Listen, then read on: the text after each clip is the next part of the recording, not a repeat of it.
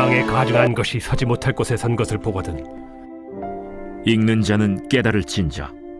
그때 유대에 있는 자들은 산으로 도망할지어다. 지붕 위에 있는 자는 내려가지도 말고 집에 있는 무엇을 가지러 들어가지도 말며 밭에 있는 자는 겉옷을 가지러 뒤로 돌이키지 말지어다. 그날에는 아이벤 자들과 젖먹이는 자들에게 화가 있으리로다. 이 일이 겨울에 일어나지 않도록 기도하라.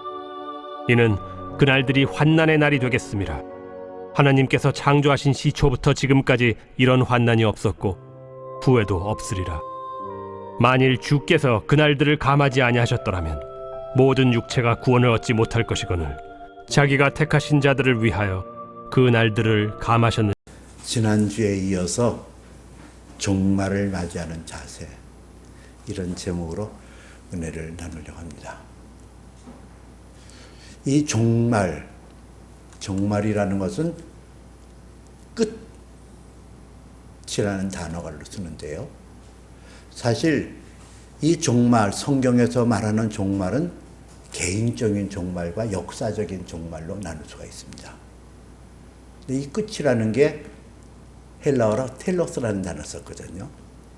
이 텔로스는 우리가 생각하는 그런 디엔드, 끝이다, 이게 아니라 새로운 세계로의 진입, 전환점을 말해요. 그러니까 사람이 히브리서 9장 27절에도 사람이 한 번 죽는 것은 사람에게 정하신 것이요 그 위에 심판이 있으리라. 사람이 죽음으로 끝나는 게 아니라는 거예요. 죽음이 우리는 끝이라고 생각하잖아요. 근데 끝이 아니라 새로운 세계로의 진입을 말해요. 이 종말이 개인적인 종말과 역사적인 종말이거든요. 이 개인적인 종말, 그 위에 심판이 있으리라. 이 심판이라는 단어는 헬라어로 크리시스라는 단어를 썼는데 분별, 분리라는 뜻이에요. 이게 분별이 되어진다는 거예요. 그래서 고린도 후서 5장 10절에는 우리가 다 반드시 그리스도 앞에 나타나게 되리니 각각 선악간에 그 몸으로 행한 것을 따라 받으려 함이라는 말씀이 있어요.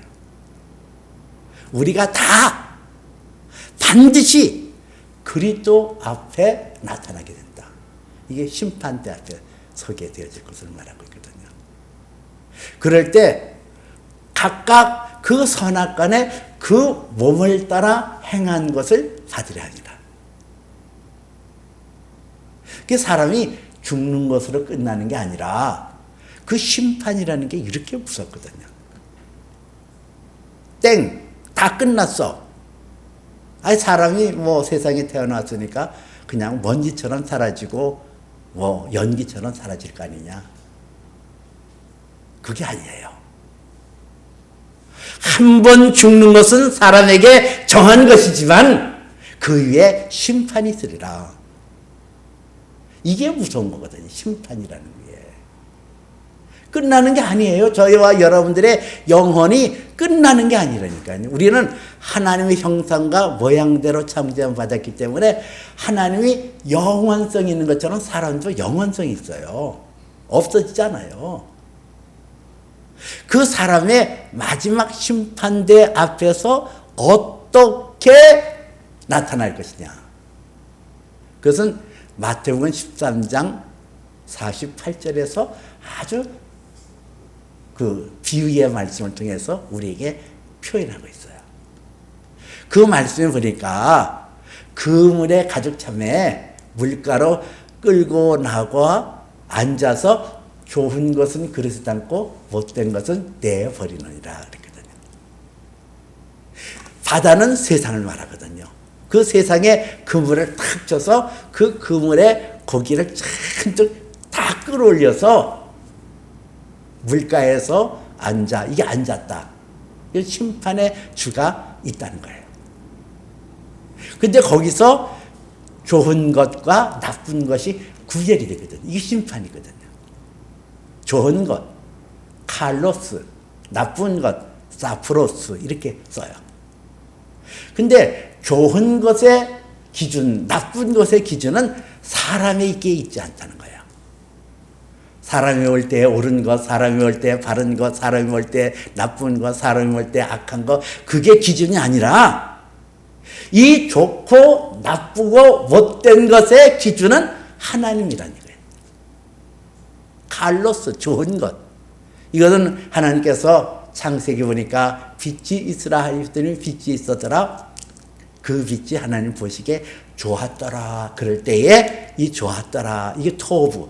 히브리 말로 토브인데 이 칼로스가 그거거든요. 하나님 보시기에 좋은 거예요. 하나님 보시기에 악한 것 사프로스예요. 이 악한 것, 못된 것, 이 사프로스는 썩어진 것, 부패된 것, 이걸 말하고 있거든요. 우리 사람이 성경에 고린도전서 15장 50절에 보니까 바울 사도가 뭐라고 얘기했냐면은 내 형제들아, 혈과 육은 하나님 나라를 이어받지 못하고 또 썩는 것은 썩지 못하는 것을 유업으로 받지 못하느니라 그랬어요. 썩는 것 있어요. 썩지 아니하는 것이 있어요. 하나님 앞에 심판대에 설 때에 내가 썩지 아니한 것에 사로잡혀 살았냐? 썩는 것에 사로잡혀 사냐? 썩지 않은 게 뭐예요? 영원히 썩지 않는 거. 예수님 생명이에요. 예수님께서는 우리에게 그 예수 안에 담겨있는 영생, 이터널 라이프라는 그 영원한 생명을 주시기 위하여 이 땅에 오셨고, 이 땅에서 그 예수님은 우리의 죄 까닭에 그 죄를 청산하기 위하여 십자가에 못 박히셨고, 그는 죽은 자 가운데서 성경대로 사흘 만에 다시 살아나셔서 그 안에 있는 생명, 성령을 우리에게 주셨던 거예요. 내 안에 성령이 있으면 그 성령은 썩지 않아요. 우리의 겉사람은 부패하나 우리의 속사람은 날마다 새로워지는 것처럼 내 안에 성령이 계시면 썩지 않는다고. 영원한 생명이기 때문에 어떤 환경과 어떤 여건 속에서도 성령이 내 안에 계시면 썩지 않아요. 근데 성령이 없고 본래 태어나는 그 생명을 태어난 사람, 부모의 유전자를 통해서 얻어지는 생명을 가지고 태어난 사람은, 예수 생명 받지 않은 사람은 썩어진다는 거예요. 이 썩는 것은, 썩지 않은 것을 유업으로 받을 수 없대요. 하나님 나라에 갈 수가 없는 거예요. 그래서 버리는 거예요. 못된 것은 내버리느니라. 영원한 붉은 것으로 떨어질 수밖에 없는 것이 예수 생명이 없는 사람들의 특징이라는 거예요. 그것이 가름질하는 거, 그것이 결판나는 거, 그것이 바로 죽음 위에 닥쳐올 크리시스, 심판이라는 거예요. 역사에 종말이 있어요. 우리가 가지고 있는 이 시간이라는 것은 끝도 한도 없이 계속 이어지는 것이 아니라 처음이 있으면 나중에 있는 것처럼 우리가 살고 있는 이 지구도, 우리가 보는 이 하늘도 끝이 있어요. 근데 성경은 그 끝이, 끝으로 모든 것이 끝났다, 사라졌다, 그런 게 아니라 새 하늘과 새 땅으로 전환점이 바로 칼로스 끝이라는 거예요. 역사의 종말이 나는 거예요. 인류 역사의 종말. 오늘 성경 말씀은 그 인류 역사의 종말의 때에 나타날 것이 무엇이냐, 그리고 그 종말의 때에 어떻게 지혜롭게 살아야 될 것이냐, 종말의 때에 나타날 은혜는 무엇인가, 이렇게 말씀하고 있거든요. 첫째는 종말의 때에 나타난 징조에 대해서 말씀하고 있어요. 14절, 오늘 마가복음 13장 14절 말씀해 보니까 멸망에 가증한 것이 서지 못한 것에 선 것을 보거든, 이렇게 나와요. 읽는 자는 깨달을진저 가로쳐놓고 그렇게 말하고 있거든요. 이 멸망에 가증한 게 뭐니까? 성경의 말씀은 상징적인 언어가 많이 나오거든요. 비유도 나오고 풍류도 나오고 은유도 나와요. 근데 그 상징적인 용어를 성경의 전체적인 맥락에서 이해를 하지 않으면 자칫 오해할 수 있단 말이에요. 이 멸망에 가증한 것, 이것을 마태복음 24장에서는 말하기를 다니엘, 선지자 다니엘이 말한 바 멸망에 가증한 것이 거룩한 것에 선 것을 보거든 이렇게 나오거든요. 다니엘 선지자가 멸망에 가증한 것이 무엇인가에 대해서 말씀하였는데 다니엘서 9장 27절에 보니까 그 멸망에 가증한 것을 우상이라 그렇게 표현했어요. 그리고 11장과 12장에서도 동일하게 그 멸망에 가증한 것이 우상이다 이렇게 얘기를 하고 있거든요. 하나님의 성전, 멸망에 가증한 것이 서지 못한 것에 선 것을 보거든 그때가 인류의 종말의 때가 됨을 말씀하고 있거든요. 이 거룩한 것, 서지 못할 것, 거룩한 것에 우상이 섰다는 거예요. 우리의 씨름은 혈과 육에 대한 것이 아니로 하늘의 정사와 악한 영들에게 대함이라 그러거든요. 이 우상, 하나님의 영광을 가로채고 도둑이 오는 것은 도둑질하고 죽이고 멸망시키는 분이요 것처럼 이 마지막 역사의 종말의 때가 되면은 하나님의 예배가 하나님을 영화롭게 하고 하나님을 기쁘게 하는 것이 아니라 도둑질하고 죽이고 멸망시키려고 하는 악한 영들에 의하여 하나님의 영광을 드러내는 것보다 사람의 영광을, 사람의 자랑을 나타내려는 그런 현상과 조짐이 있다는 거예요. 지난 주간에 저는 대형교회 메가처치 목사와 함께 이야기를 나눈 적이 있어요. 근데 그분 입에서는 쉼없이 자기 자랑이 나왔어요. 내가 이것도 했고 저것도 했고 개척을 해서 많은 교회가 다 부흥이 됐고 3-4시간을 끊임없이 자기 자랑하더라고요.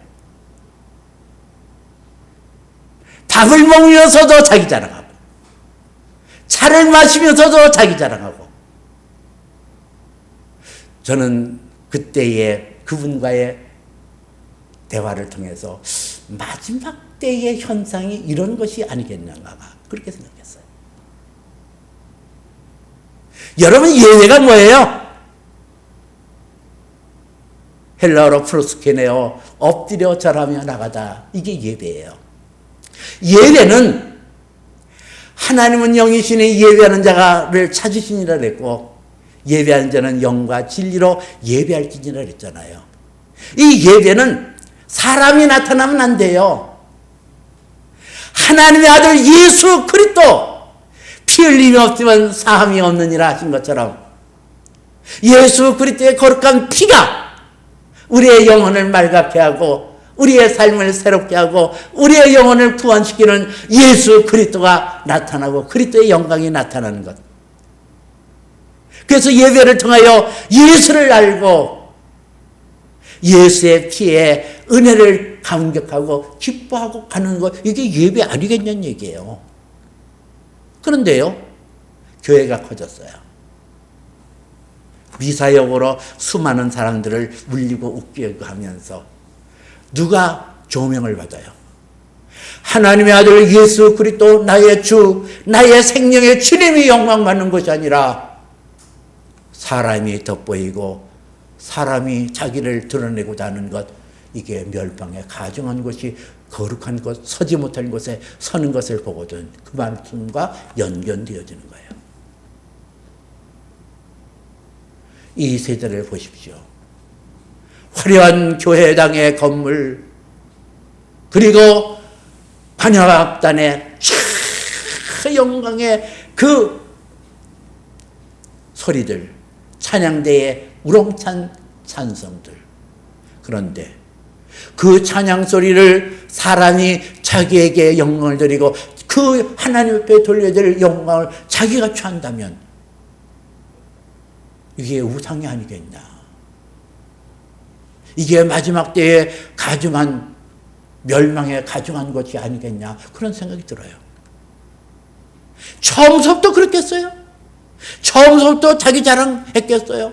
그러나 가다 보니까 자랑할 것이 많아지고 자기가 돋보이는 것이 많아지고 사람들의 박수갈채가 자기를 올려주고 그러지 않았겠어요? 마지막 때, 역사의 종말의 때는 예배가 상실되어져요. 예수가 강단에서 사라지고 있어요. 예수에 대한 피 흘림에 대한 복음이 사라졌어요. 예수로 말미암아 우리가 죄에서 사함받고 예수로 말미암아 구원받는다는 이 복음이 상실되었어요. 사람의 철학이, 사람의 옳은 견해가, 사람의 자랑이 난무하고 사람들이 돋보이게 되어진다면 그것이 멸망에 가증한 것이 서지 못한 것에 선 것을 보거든 그 현상의 때를 말하고 있어요. 많은 사람들이 겉으로 나타나는 휘황찬란하고 겉으로 나타나는 그럴듯한 그런 것에 마음을 쏠려서 예수를 놓치고 세상에서 잘 먹고 잘 사는 것이 그것이 복음의 능력인 줄 알고 그것에 현혹되어서 빠져버린다면 이것이 마지막 때에 나타나는 현상이라는 거예요. 멸망에 가증한 것이 서지 못한 것에 선 것을 보거든. 예배의 정신을 빠지고 예배를 통하여 피 흘림이 없이는 삶이 없다는 예수 그리스도의 보혈의 사건이 빠져지는 그때가 되거든. 주님의 재림의 때가 왔음을 알아라는 거예요. 두 번째는 그러면 이 종말의 때에 어떤 자세를 믿음의 사람들은 가져야 될까? 14절에서는 멸망에 가증한 것이 서지 못한 곳에 선 것을 보거든 유대에 있는 자는 산으로 도망할지니라 그랬거든요. 이 도망이라는 게 뭘 말해요? 도망. 이 도망을 가는데 느슨하게 이렇게 걸어가는 건 도망 아니에요. 도망간다는 것은 힘써서 발걸음을 빨리 해서 달려나가는 것, 그게 도망하라는 거예요. 근데 어디로 도망가라 그랬어요? 유대에 있는 자는 산으로 도망할지니라. 그때가 되면. 그 유대에 있다는 것은 하나님의 택하신 자녀들을 얘기하고 있거든요.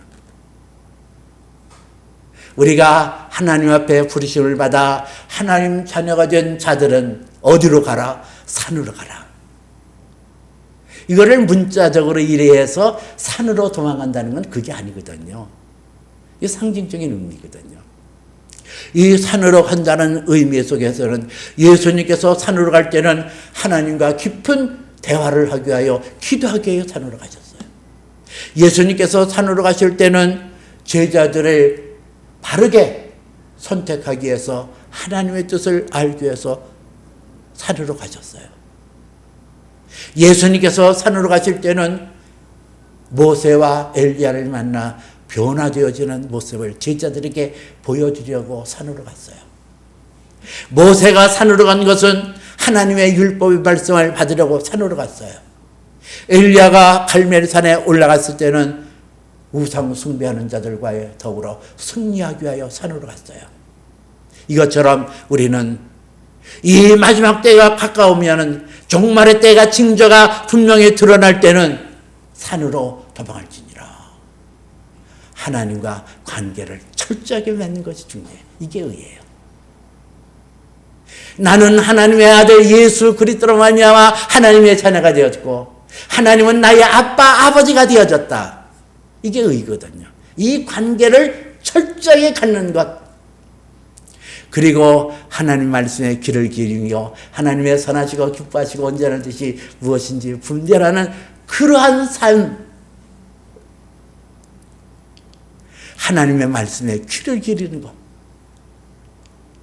그리고 우상과의 싸움에서 영적인 분별력을 통하여 어떤 것이 하나님께서 싫어하고 어떤 것이 하나님께서 옳게 여기시는 것을 분별하고 그 뜻 가운데 순종하고자 하는 그런 믿음.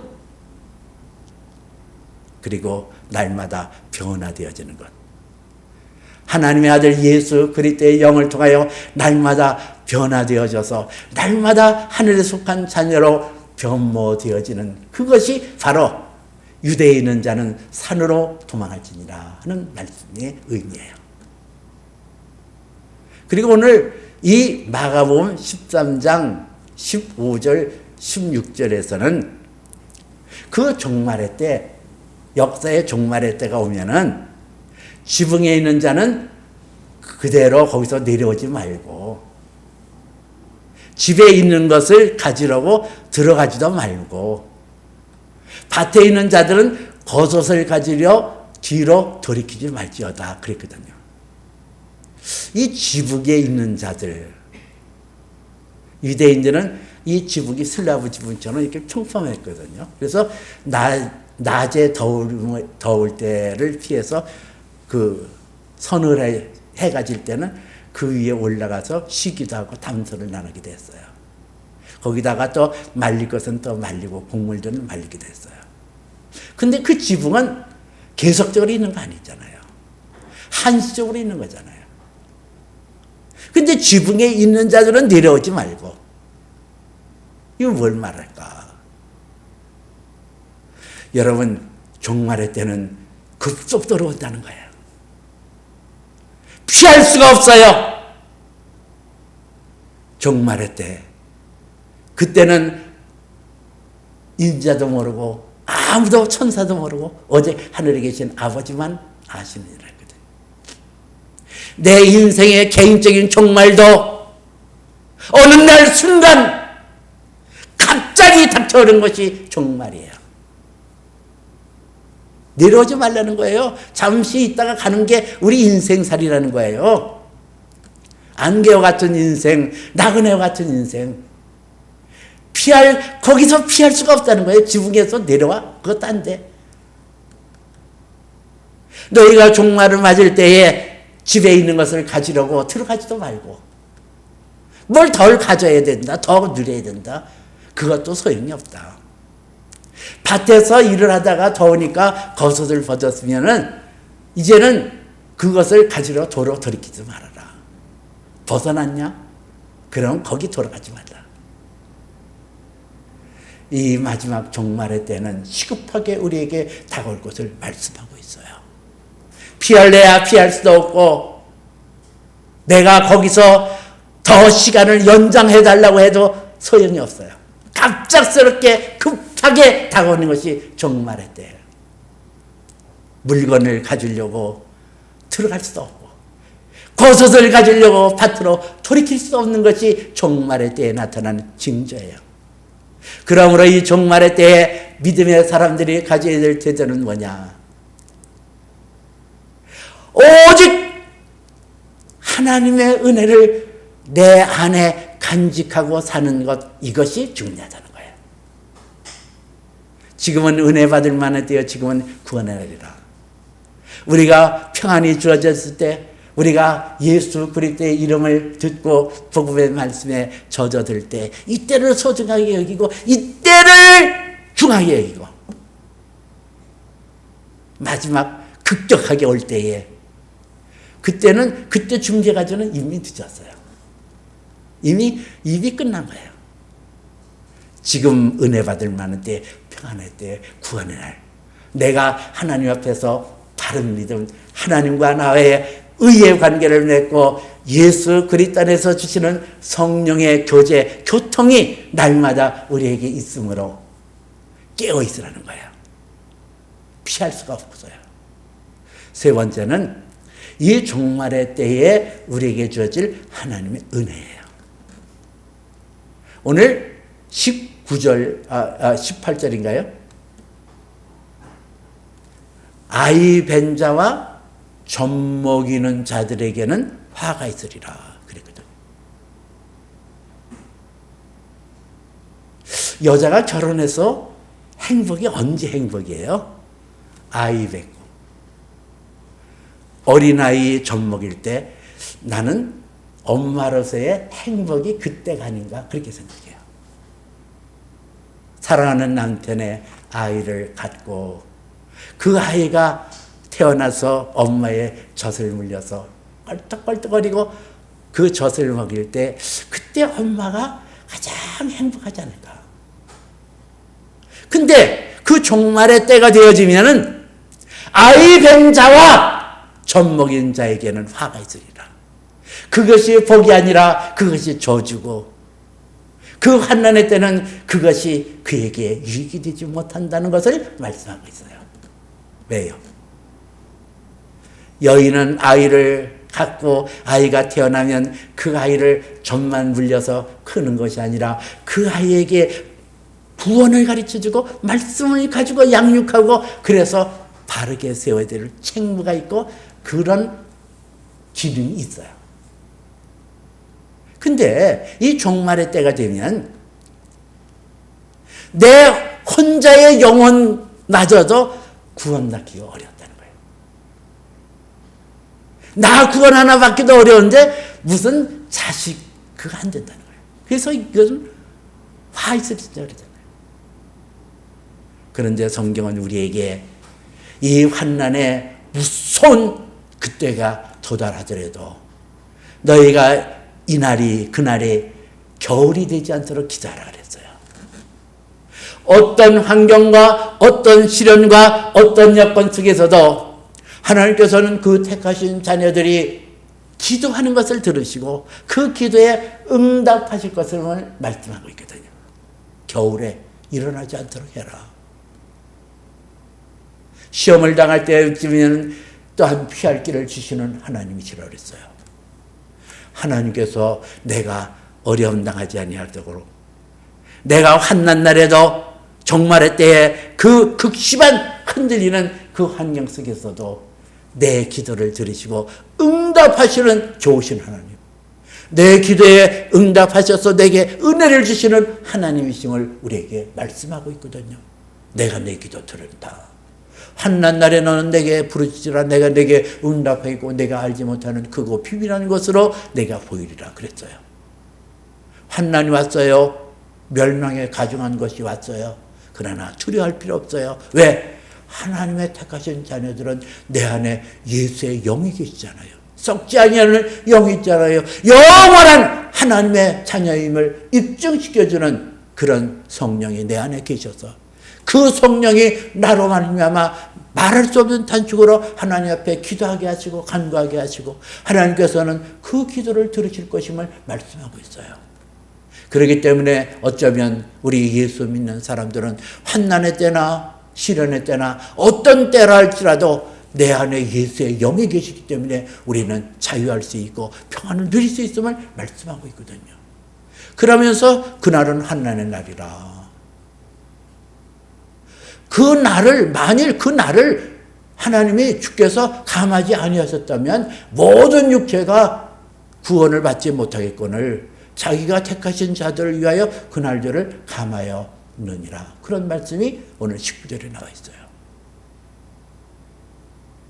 근데 그 날에 대해서 그 날은 환난의 날이라 하나님께서 창조한 시초부터 지금까지 이런 환난이 없었고 후회도 없으리라.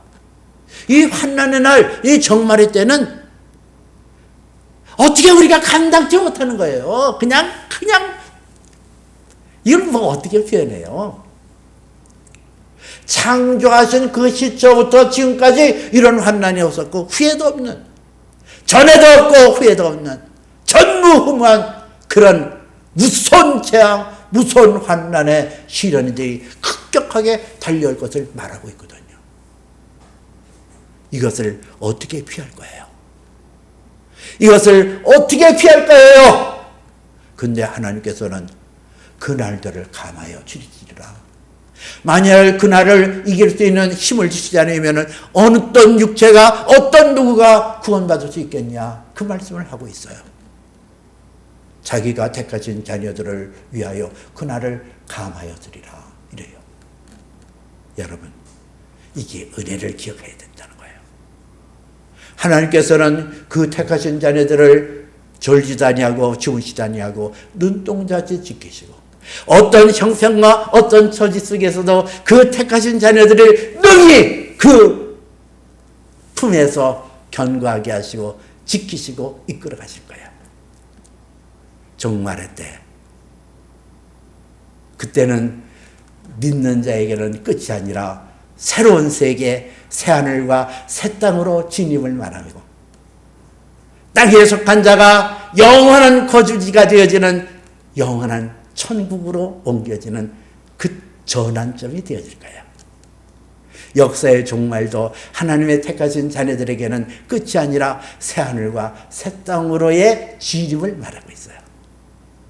종말의 때 우리는 그날이 오면 올수록 두려워할 것이 아니라, 그날에 내가 깨어 근신하여 그날에 주님으로 오실 그 주님, 그 주님을 영접하고 그 주님으로 인하여 기뻐하는 그런 믿음이 종말의 때에 합당한 지혜의 모습이고 바른 자세임을 여러분 믿고 굳건하게 세움받아 나가시기를 주님의 이름으로 축복해 드립니다. 기도합니다.